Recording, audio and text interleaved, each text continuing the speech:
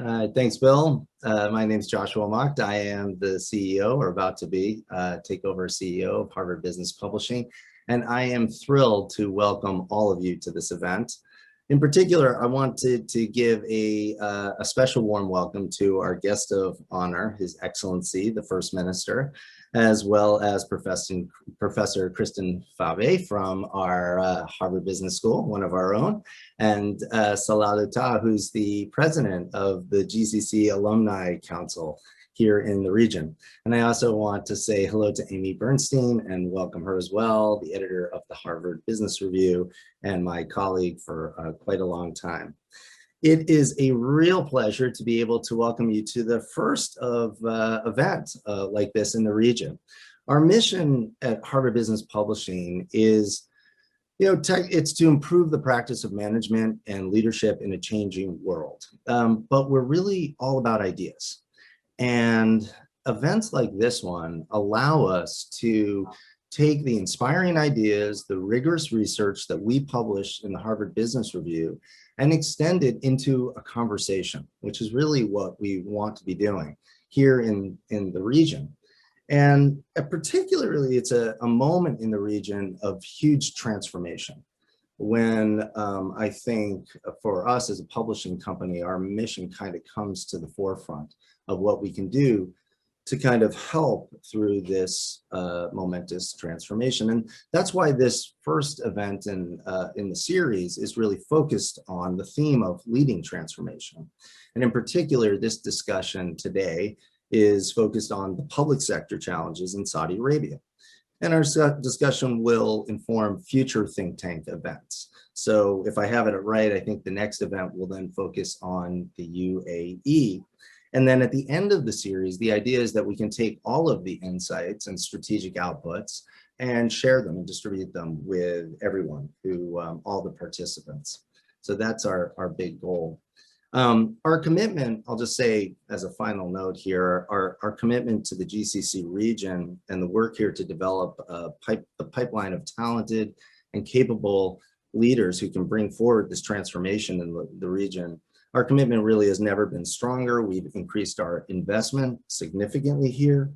And our host, Caroline Wright, who's the Senior Director of Europe and the Middle East, as well as Ben Jones, who heads up our efforts in Saudi Arabia, are here really to be on the ground to support these efforts. But at the same time, I think it's to build deeper relationships, and it's also to build a flow of ideas to our editors back in Boston and around the world. It's that free flow of ideas that is so important to publishing companies like ours. It's really our mission. And so we thank you for being a part of it, for bringing that to life here today. We are thrilled to be with you to kick off this panel. And I want to thank everyone ahead of time who's just put in a tremendous amount of effort to make this happen. I'm sure this will be a wonderful discussion. And I think if I have it right, I'm going to hand it off to you, Salah. Is that right? Yes. Thank you, Joyce. Thank you, Josh, for the introductory. First of all, let me thank you, Your Excellency, for being with us today. It's a great honor for us to have you with us in this discussion. Regarding think tank, it is an initiative which is really aligned with the Harvard Business Club of GCC. So when Ben spoke to me about this initiative, I agreed with him immediately, because this is what we see our role is as a club, really to help the government execute the transformations in a best way going forward. So this is what we are looking for, is really to participate and contribute to this great transformation the whole GCC is going through. So as Jazz said, that this think tank will be executed and starting with Saudi as the main countries in the GCC, but followed with the UAE and then the rest of the GCC. I see it a great opportunity for us really to participate because of the 1,200 alumni we have in the club, which is a great knowledge which we can really utilize by really having great sessions in utilizing this knowledge going forward. And they are across all GCC. So they are really living in different parts of the GCC. So our aim is really to participate, contribute, and be part of this great transformation we're going with. And having this kind of open dialogue, we all believe that while we're going through these transformations, different challenges will come going forward. And by having this open dialogue, open discussions, I'm sure that we will be able to tackle these challenges and really work together hand in hand by private sector, public sector, to overcome some of these challenges which we see while we're going through these transformations. So I'm really looking for a great dialogue today with you, Your Excellency, and the panel. And I would hand it over now to the chairpersons of our session today. Hand it over to you, Amy. Thank you. First of all, thank you so much for being here with us today, Your Excellency. And thank you, Kristen, for being part of this panel. We'll start this morning with this afternoon with a little conversation with you, Your Excellency, just to understand the kinds of complexities you are dealing with as Minister of Municipal, Rural, and Housing Affairs. We all know that transformation in the government sector is a particularly challenging task. And possibly the most challenging part of that is around talent, developing leaders. So in 2019, you started working with Harvard Business Publishing to discuss a leadership development program for your ministry. I'm wondering, what did you see at the ministry and in the greater context that made you think you needed to do this? First of all, I'd like to thank you for having me today and looking forward to a great seminar and useful seminars. As you know, the change in the world and transformation, it depends on the people.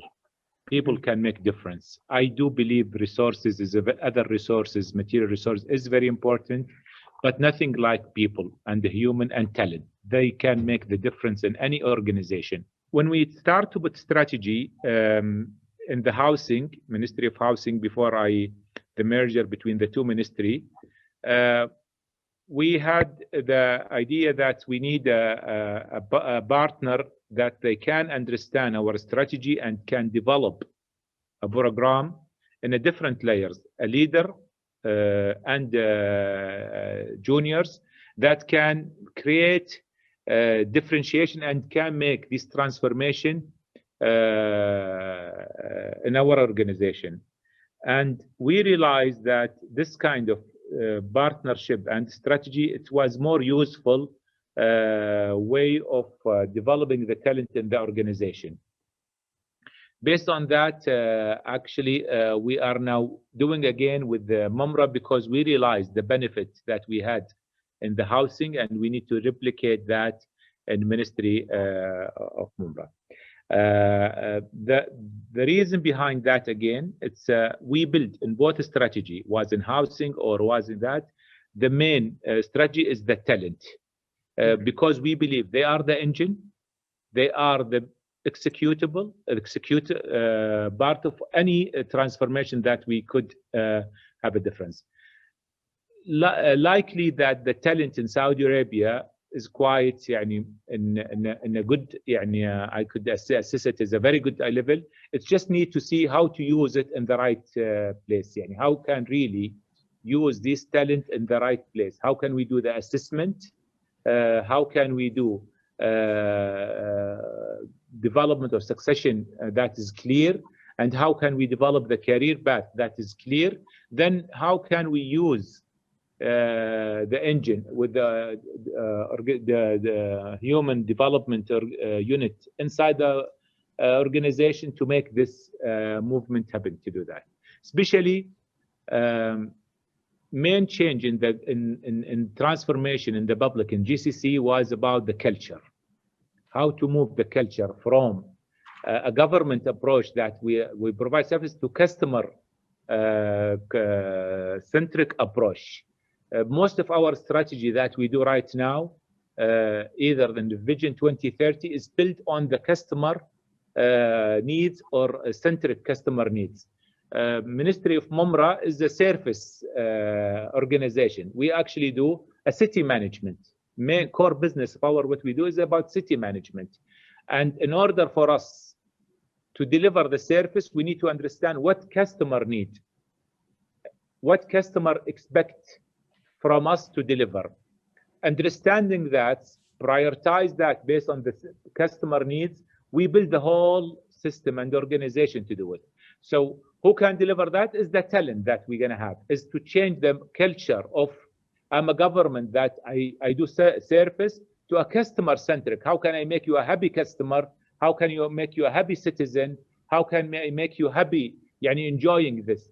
And one of the things that we are thinking of it, yani from Mumra, is main things. We cannot be the best of everything, but we can improve the experience that you get when you go to the park, when you drive your car in the street, when you see the furniture of the street, when we increase the walkability, when even you buy from the shops, when you, whatever you name it, yani service that we do, how can we make the experience of that is really a difference?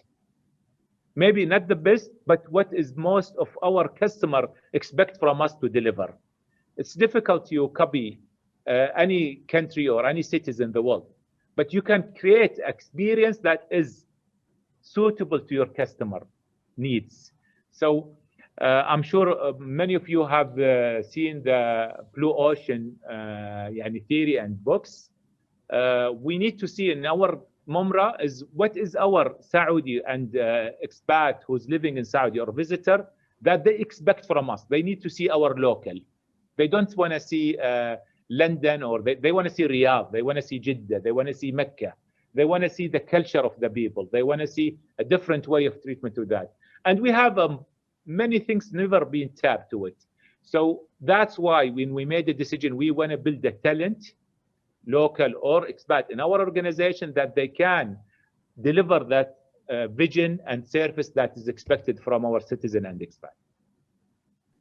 So as you were shifting the culture of the ministry from a service-centric one to a customer-oriented one, what were the capabilities that you identified as essential and that you focused on in your leadership development? When you start to shift, you need first to assess what is your strategy. And you start to say, what's your core business? Before we were service, we were more of operator. We become more of a privatize and improve the service. So the capability that you need is more of having people understand privatization. Mm-hmm. If you want to move your core from engineer who project management and deliver a project to a privatization, you need to understand what's the public as private sector require in order for them to take this service. So the talent required for us in the next objective or next goals are quite different talents. We still need some of the talent that is available, but we need to inject more people. We need more of a marketeers. We need more of R&D and research. We need more of a business. We need more of disrupted people. Today, for example, inspection. For example, our country is big. Our cities is big. The solution of inspection is no longer the traditional way of do the inspection, that you have inspector who go visit and to do it. So the way you want to do inspection, because you are behind, is you see how I disrupt the whole concept of inspection that can achieve the goals that we do from a compliance objective instead of penalties and fees concept. And how I use the digital and how I use the change of the business environment. Today we see the aggregate application. We see new business, doing business is no longer that you need to have someone who monitor things. You can use the technology. You can use the other operating business model that can help you, even if it's a different business model. Today we see, for example, aggregate application like Uber, for example. How can I use Uber driver to help me in the inspection? How can I use delivery service that can use? How can I use other Amazon? How can I use operating model that help me to achieve to do it? So we need the people who has the capability to see the operating model of other business. For sure, before we do that, we say what we need to go, yani what is our current status, where we need to reach, and how the journey will be. Who can the stakeholders, who's the service that provide that can help us to achieve the objective at a best way and shorten the period. The problem we always face is our goals under our leadership is we need to do a lot of transformation very fast. So we don't have the luxury of time. So we need to be very creative and how to really maximize the resources available, even if it's not direct to us, to achieve our goal and objective. And that's one of the main changes of attracting talent, that they can make this difference. They are going from a planning only to achievement. They go from planning the best practice to understand the resources available and can make the right plan that can be implementable. Because I can write the best strategy, I can put the best design, but it cannot be implemented in our area. So how can I do all that in order to ensure? Also, always we try to pilot small things, because we want to make a mistake in a small pilot, then we wait until the completion of the design. So we always, we design, we test, then we go back, improve the design and test, because we provide service. People cannot accept that we cannot deliver the service. So how can I do it faster, but in less mistake? Because when you start to do things, you will make a mistake. The question is, how can I be dynamic, not static? Go visit always, and we do an assessment and come back and improve the service that we deliver to our beneficiary. So talk a little bit about the kind of progress you're making, the outcomes, the impacts that you're seeing from this. You've been at it for a couple of years. It's usually a long, slow process, but you say you really needed it to happen quickly. You needed to accelerate your culture change. You needed to redirect your leaders so that they were creative problem solvers with a practical kind of a bent. How's that going? I will maybe elaborate more on the housing ministry, because we have we can say in Mumra we still at the early stage and looking forward to do it. But let's be focused. When we started, when I've been appointed as the Ministry of Housing, at that time the ownership was 47%, and we agreed with the leadership that we will improve the ownership to 52% in Saudi Arabia. And when it was a quite ambitious, because we are a young generation. So every year we have almost like 2% that they are new family formulated in our. So you need, in order to achieve that, you need to grow in triple digits, not in double digits, or even you achieve. If you do nothing, you lose 2.5%. If you just maintain, you will grow 2.5%. So how can you do a plan that to do it? First, with things that we have done, we would start to see what is the main pillar that can make us achieve that faster and implement it. One of them, we start to analyze the demand side, then supply side, regulation, and customer service. How can we make service more simple and easy? With objective is, how can we make ownership is easier? So when we done the four, we realized that as a government, it's difficult we do it ourselves.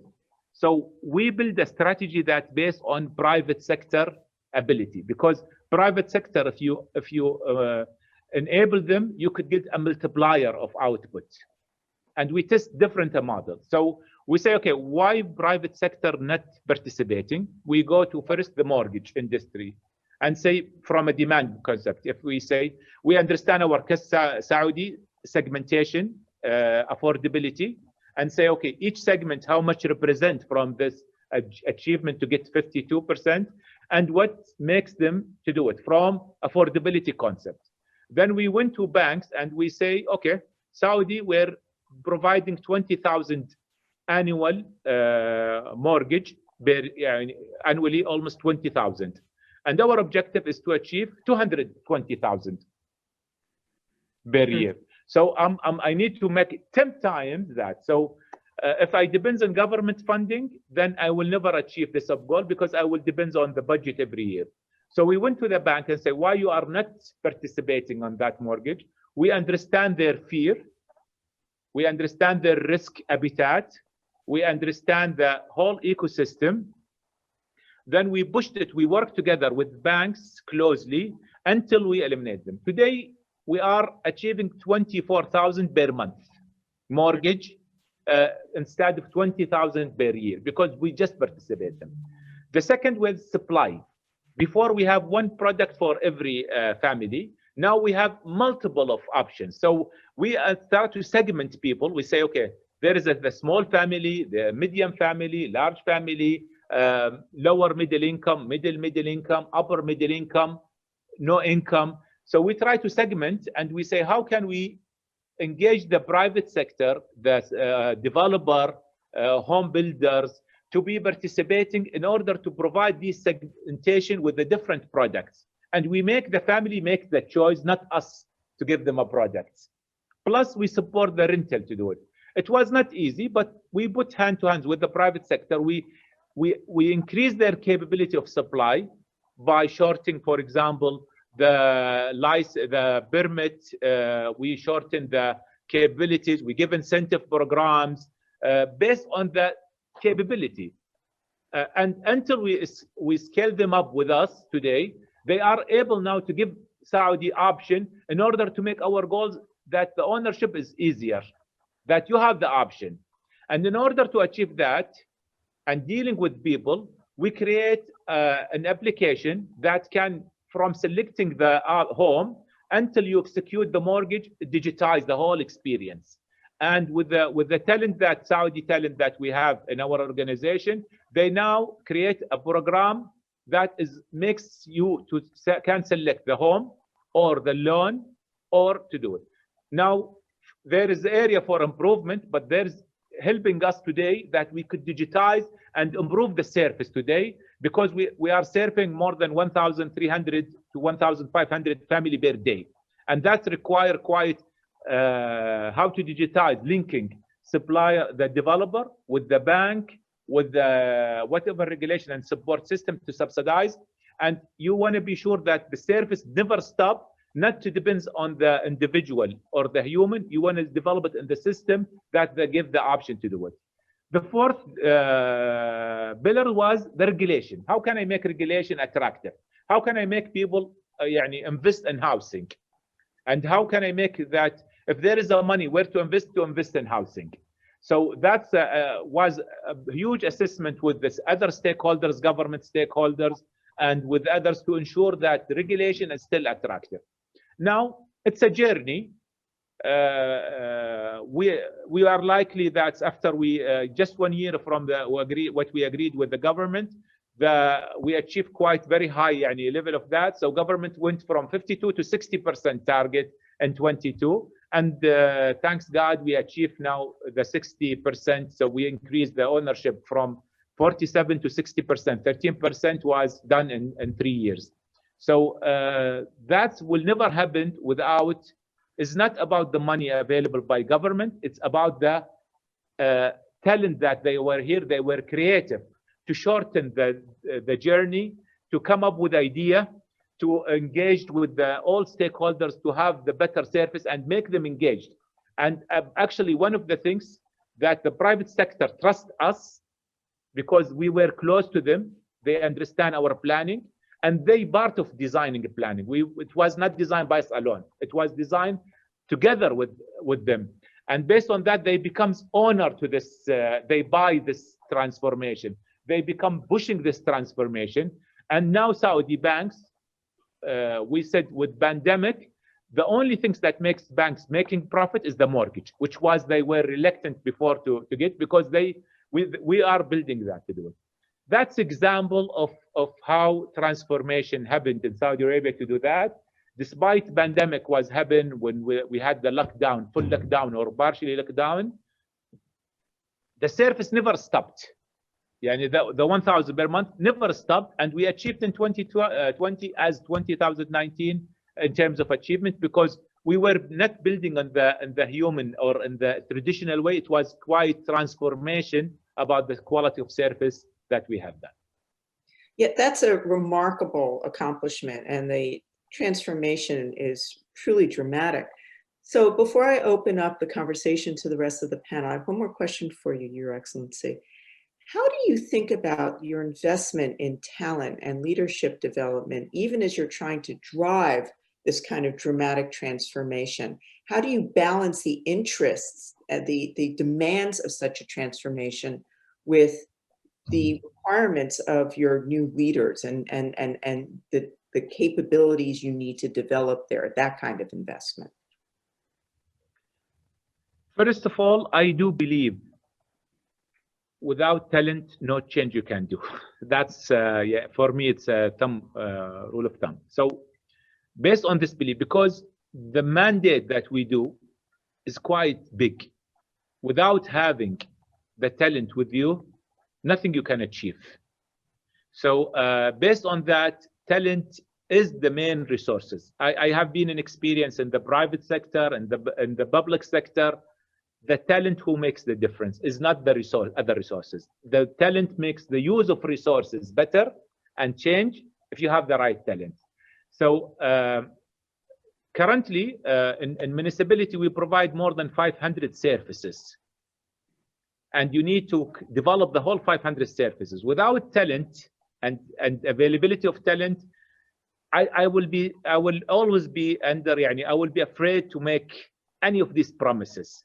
But with the talent that I have around me right now, and we are now developing together, I am more confident now to be aggressive in making a bigger plan, because I have with me the talent that can make the difference on that. Now, the question is, private sector and public sector, I know currently I don't know if it's only Saudi, of GCC or Globe. Now the quality that you could attract in the public sector is quite equal in terms of the talent capabilities.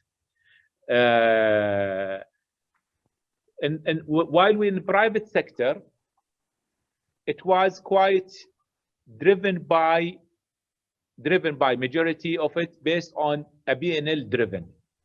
In the public sector, you are responsible of social, safety, and efficiency of spending. Mm-hmm. So how you could have both working from a private sector to one, how to maximize profit, while you delivering service and improving the service even in the private sector, how you do it. Also, how can you attract the stakeholders, the third sector, NGOs, etc., to be part of that? That's the talent that you needed in the public sector, and to make difference between the private sector transformation, when you do transformation private sector, to a public sector transformation. And that's quite complexity, real complexity to do it. How can you make the private sector participate in your plans?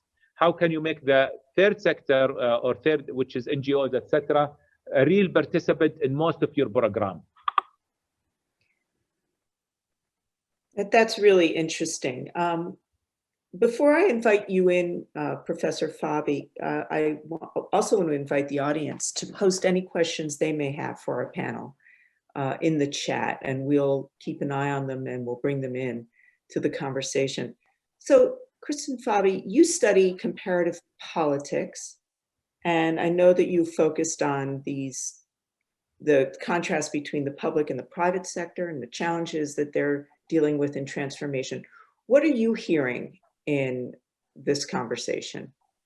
Yeah, well, first of all, thank you, Your Excellency, for being with us today. Amy, for these excellent questions. As you can see me, I was jotting down notes furiously because I think there are a lot of lessons to be learned from some of the successes in this case. And let me tell you where I think a lot of things have gone right. And then let me tell you what I've heard from some of the other cases that I've worked on that might be nice vantage points for discussion for the broader audience. And so, you know, one of the things that really struck me in His Excellency's words were basically the way that, okay, you have to get the customer on board, right? So you need to make this kind of a customer-centric organization where the customer is satisfied with the service that's being provided.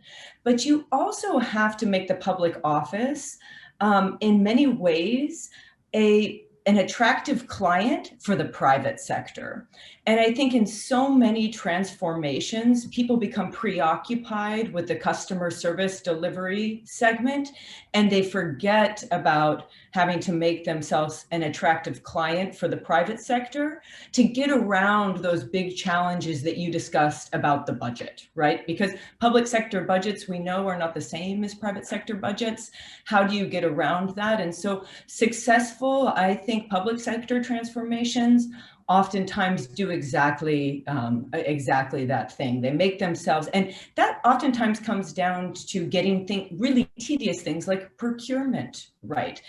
Things that are not very attractive or don't seem like first order problems, but are at the end of the day, I think really, really important. A couple of other things, you know, a lot of talk about culture. And every time I work on a transformation case, whether it's in the public sector, in the private sector, with a government entity, with an SOE, there's talk about we need to change the culture. And going back to something that Salah said a little bit earlier in our conversation in the introduction, and pulling some threads together, you know, I think there's a real change in the GCC and Saudi more broadly.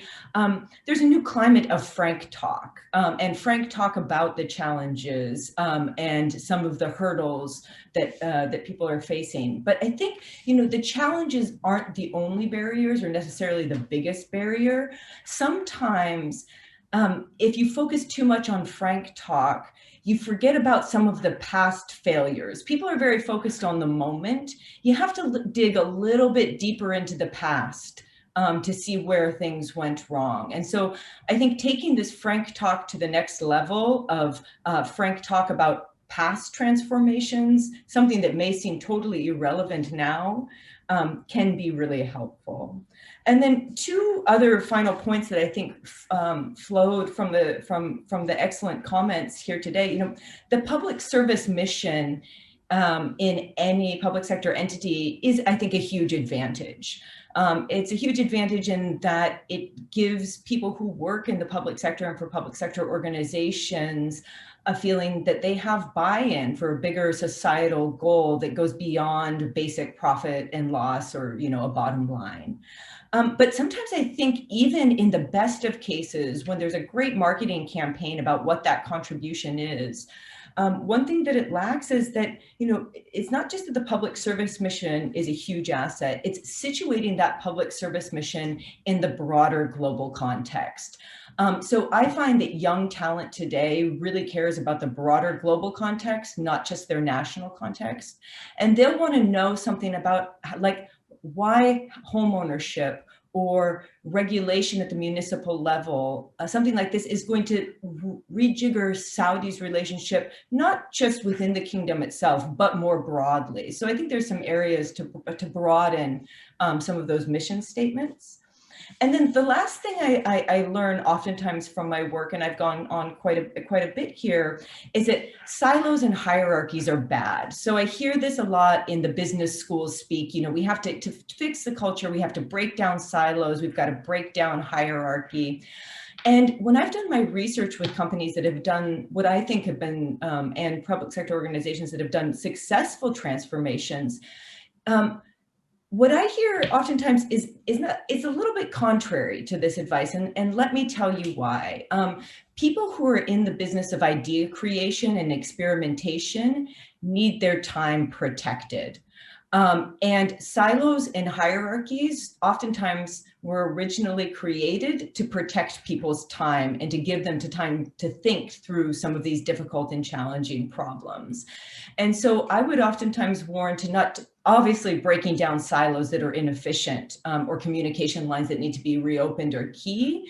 But some silos and some forms of hierarchy are really important to giving leaders the space and the time that they need to think the big thoughts that these transformations really require. So I'll leave it there with some thoughts. I have a lot of other ideas about kind of reaching your constituency in municipalities, merging qualitative and quantitative data on transformations. But let's see maybe if Salah or others of our panelists or His Excellency himself would like to chime in.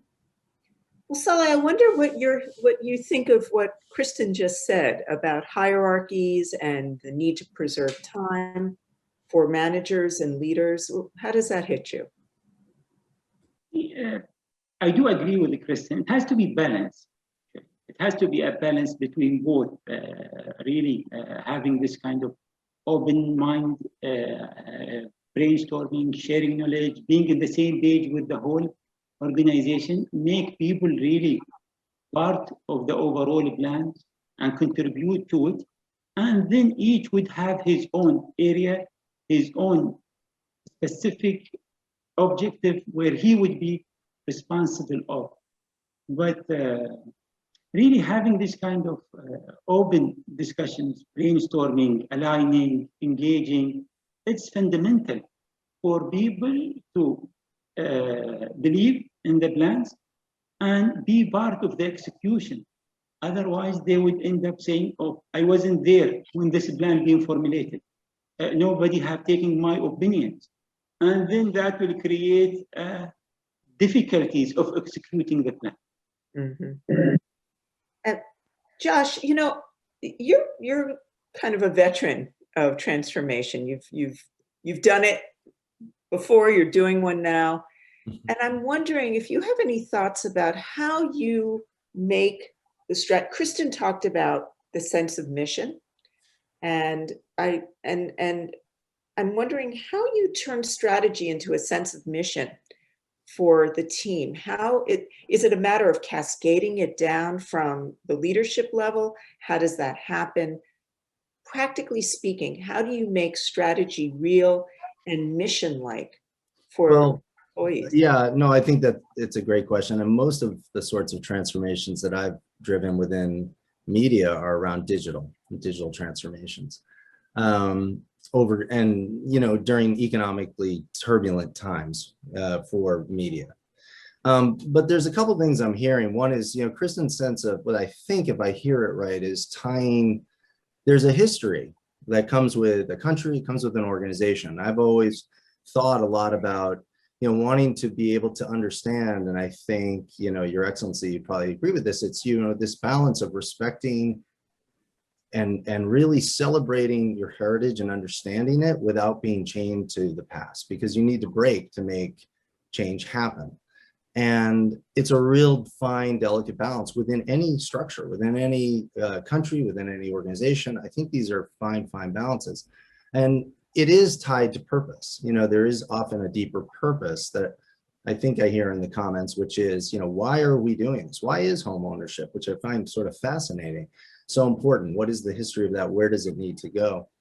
The thing, and I think it actually came up in the questions, that one of my touchstones is this notion from John Carter, longtime professor emeritus now at Harvard Business School, around sense of urgency. So I sort of turn this into a question for Your Excellency. How is it that you create, I've worked in industries where, at big brands like Time Magazine, where there was a sense of we will always be who we are. But it's just like, you have to somehow create that sense of, yes, I respect who we are, but also we need to change to be sustainable into the future. And that sense of urgency has always been such a delicate balance without disparaging. You don't want to disparage what people are doing now because you want to bring them along as part of that transformation. You want everyone a part of it. And I'm just wondering, you know, for your Excellency, how you think about that sense of urgency and walking the balance of wanting everyone to feel involved. I just really would like to, one of the things just came when Kristen mentioned about the public and the private, and one of the big challenge is when you are in the public, anything you make, you could impact people's life because you make policy.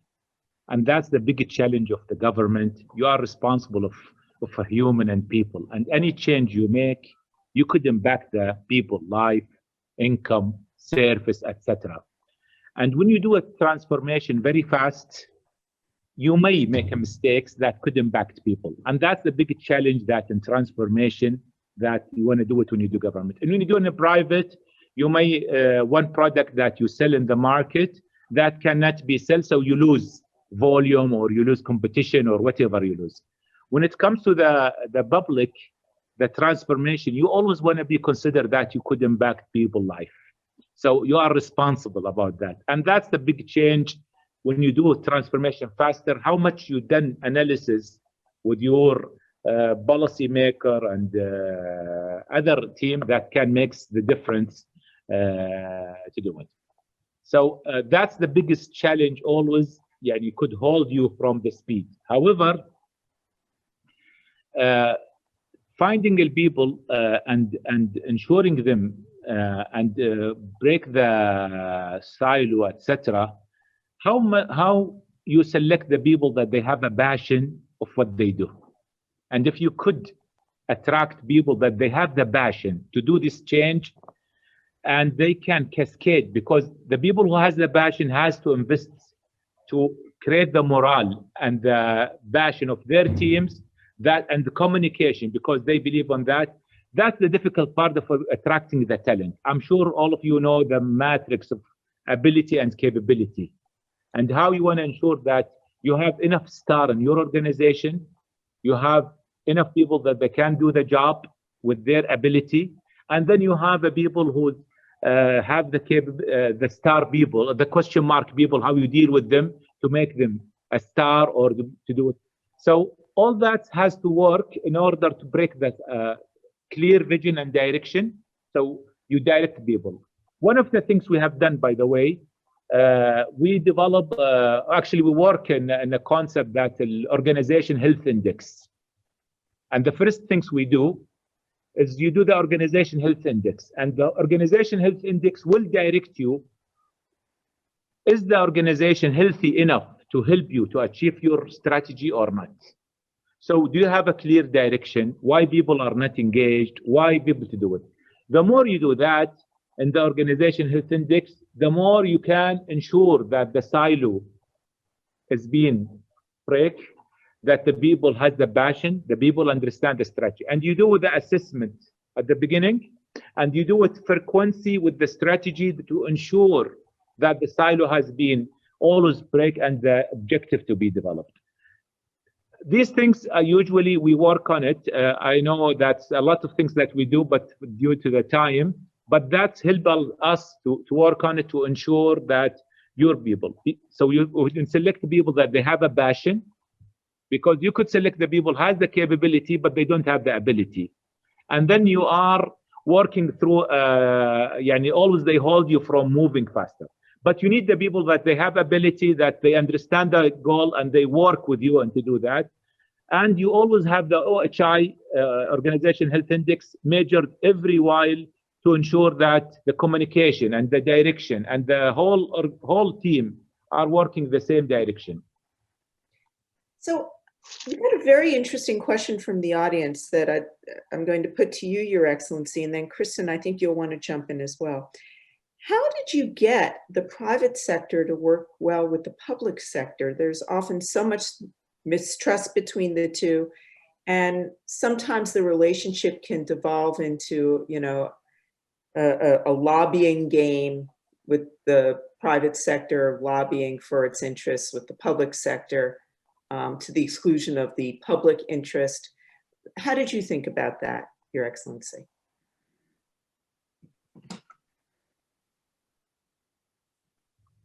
I think communication, ability to connect people, ability to understand their needs, ability to design a program that's a win-win. Trust doesn't come just you announce a program that people can jump on. It takes time. The question is how you improve your communication and understand their concern in your team and ability to communicate and connect. I think that's the only way that you could improve the trust and relationship. Now, trust, you could, they could trust you because your name, they could trust because the organization that where you are, or the whole system and the ecosystem. So by understanding the three and work on it with the private sector and be patient and understand with them, improve. I will just give you one example. I was almost visiting every bank every quarter in Saudi Arabia. Try to tell them what's the progress we are making, what is the challenge we have, what is their capabilities, what's branch of them they are not selling, their productivity by branch. And I start to engage with them every quarter. It takes from me a huge effort with my team, but at the end they trust that I'm looking to there to win as me as to achieve our goals. And based on that, they engaged. And we are now in the phase 2 of the transformation program. Now they are coming up with solutions that's helping me. So instead of before I'm bullying them, now I'm pushing them. So it's a two different game, different stage to do that. But that's based on the communication. They understand, and I understand. They understand what I need exactly. How can I achieve my target? And they are part of my designing stage, and they are participating to do that. I hope next transformation in the municipality, I will build on the trust we made in the housing. How can I really build on it? Because now they had the experience with me in the housing. Now it's an opportunity for me when I go to Mumra, because we plan to privatize 70% of our service. Actually, we have now a package, back of envelope, more than 300 billion Saudi riyal, next 4 years. Now, I will not build it from zero scratch, but I will build in what we have built in the back by engaging them in how we privatize many of them, what will make them not participating to avoid. Even sometimes when we do letter of interest, we ensure they are part of designing this letter of interest to ensure they are partner, they are part of this transformation. And that will make me in Mumra and my team as maybe the first government entity that they have the fast transformation or privatization program in Saudi Arabia. Kristen, your thoughts on this? Yeah, so this is, I mean, this is a really interesting question, and to go to the question member of the audience and then to some of His Excellency's comments. With respect to the audience, I think, you know, it is the trust building and the shoe leather kind of trust building where you need to show up at the offices and you need to meet people and you need to be, there needs to be a face-to-face relationship. But where I've seen these partnerships go wrong is when there's also a lack of transparency. And so I think it's building, it's a balance between trust and transparency. When trust starts to slip into something that looks a little bit like too close of a relationship between certain private sector entities and public sector entities, the public becomes skeptical and backs off. And so transparency in that process is there to make sure that the citizenry and the public you know, feel comfortable with the privatization of services that for many, many years, and perhaps for the entirety of their lifetimes, have been delivered by the state or a state-sponsored entity. And that kind of leads me to a question for you, Your Excellency. Where do you see, as you think about moving Mumra forward and privatizing maybe, you know, all 300 of these different elements of public service and municipal service provision, Where do you expect to find resistance on the citizen side? I would be so curious to hear your answer to that. Actually, it's about what's in it for me and what's in it for the public, and always that how to balance. I don't think a citizen will care about my vision and plan, but what's in it for me? Do I have my home is clean, or my street is clean, as the services provided to me? While when I look to it is about what is the most, from a common that can generate more to do it. The resistance and the achievement, that's will define. And therefore, the design we have to build is to see, based on the questionnaire, based on the public feedback, how to design our program. I am sure I will not make everybody satisfied, but at least how can make the experience and that much better, and every time they trust that we are changing. Some of the people are just would like to see the change start. It's not about announcement, it's about things in the ground. And I think research help us, and survey help us to see what is the most worried or concerned or things that make them feel resistant. I think if we solve quite part of it, they start to build that trust and they become part of us. One of the things we want to do it in the Mumra, and I think that could be a card that for transformation, how we improve the social engagement. How can I make you instead two-way, one-way communication, how I make them engaged with me. They are part of my, part of my solution is not part of my problem. How they engage them more. And we have to invest in the social engagement. Now with the technology, I can do a lot with the social engagement. So they understand the challenge that I face. They become part of it. I need them to become the inspector with me. I need them to become helping me from visual pollution. I wanted them to they help me to do that. How can I engage them more? I can reduce the resistance to be part of me. And with the clear, not over promising, but delivering what you can do, I think we could gradually gain their trust. If we gain their trust, I think the third sector or NGOs will be more participating. I think the citizen will be more engaged with it. They understanding the challenge I have, they become just do it. I will not have everybody happy, but at least I will have more happy, more reasonable acceptance from citizens about the service that we can do. We have a very interesting question from the audience, Your Excellency. How will e-commerce change housing and influence trends and growth in the region, even as people prefer to stay home and work from home? What are your thoughts on that? Now the question, people will continue to need homes. Now, do they want to own it or rent it? That's something else. That's where is the big question. I think millennium, who's now is the coming generation to own or rent. Millennium behavior is more now if they don't want to have any liability. They don't like to own. They like to share. So that's a psychological change in the millennium. We need to adopt it to do it. Now, in terms of office as a real estate, I think there will be change in terms of size of the offices that people need anymore, because they may work at home. The connectivity and the infrastructure of the connectivity could be changed. But housing, I don't see a big change on it because at the end, people have to live in a home, have to stay in a home. I will be ownership. It may be a change with the millennium or X generation, because people does not like the change. They don't want to stick in one home. They don't want to take liability for longer period. And they may change even owning cars or owning anything by sharing. So these are the things we are now studying it. And as Kristen mentioned in the beginning, now people is no more local, it's about global. And you don't see difference between Saudi or someone from Europe or from East or from America. will be different. They are now becomes the same, especially in the X generation. In millennium, you may feel different, but in X generation. So we need to deal with these changes in very closely, and you design the program that's suitable for all the millennium or X generation.